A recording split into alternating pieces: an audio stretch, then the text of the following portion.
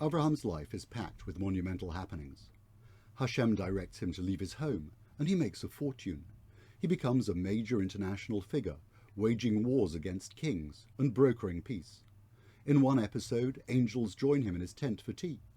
In another, Hashem himself schedules a conference with Avraham to discuss divine justice and the destruction of Sodom and Gomorrah.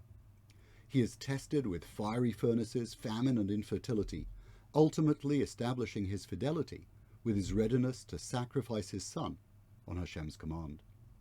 It seems quite incongruous in the middle of this epic and action-packed adventure to hear that at the end of a squabble over the water rights at a certain well, Avraham planted a tree.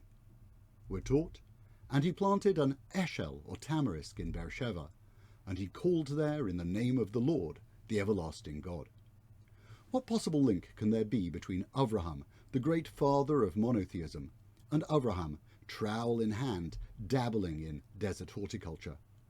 Rashi tells us that the word Eshel, Tamarisk, is an acronym where the letters Aleph, Shin and Lamed form the initials for Achila, meaning food, Shtia, meaning drink, and Levaya, escort. Avraham, as we know, was an exceptionally hospitable individual, constantly welcoming strangers into his tent. The Eshel in Bereshit represented a venue for food, drink, and an escort for safe passage. Rashi explains the continuation of the verse, and he called there Hashem of all the world. Through this Eshel, Hashem was recognized as the author of creation. After they'd eaten and drunk, Avraham said to them, "You thought you were eating my food, but you should bless the one whose food you have really eaten. What you ate belonged to he who spoke and brought the world into existence." Therefore, the Eshel represents both Avraham's hospitality and his institution of Birkat Hamazon, the grace after meals. The Talmud teaches of a disagreement between Rabbi Yehuda and Rabbi Nehemiah. What was the Eshel? One said an Eshel means an orchard. The other said that Eshel means a tavern. The Maharal of Prague explains the underlying distinction. Avraham is like an orchard. He was the first sapling for whom the world was created. The monotheistic peoples of the world would stem from him. The word Pardes, which means orchard, is also a code word for the elevated realm of mystic consciousness, the Kabbalistic world of ultimate wisdom and revealed truth. Rabbi Yehuda suggests that in the Pardes, Avraham entertained the intellectual elite of his generation. He planted fundamental concepts of monotheism whose fruit were more ideas.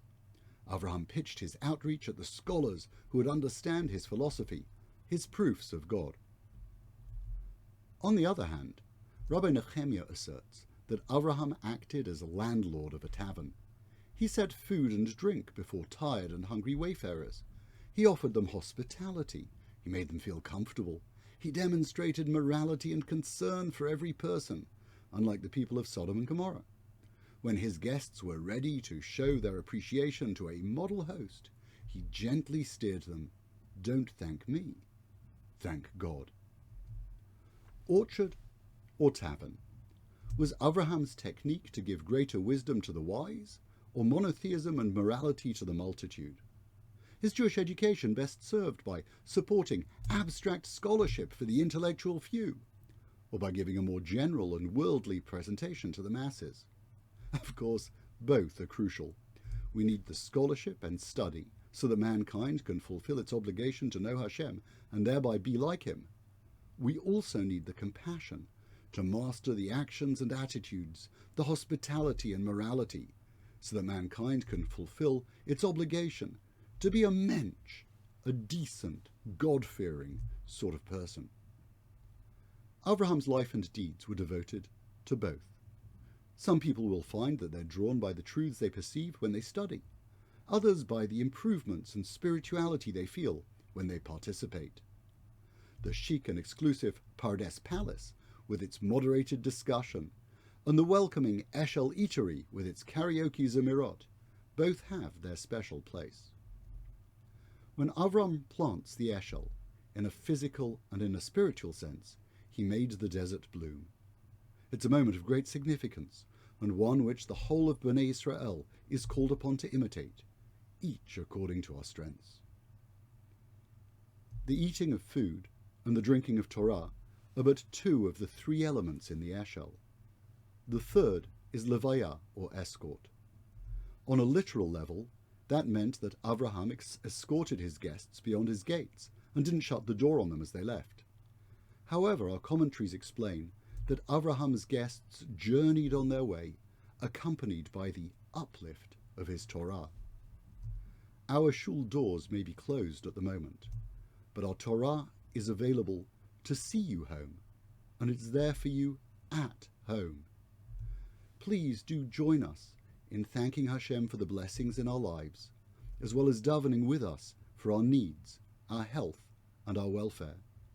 And as we bless Him, may Hashem in turn bless us. Wishing you Shabbat Shalom and good health.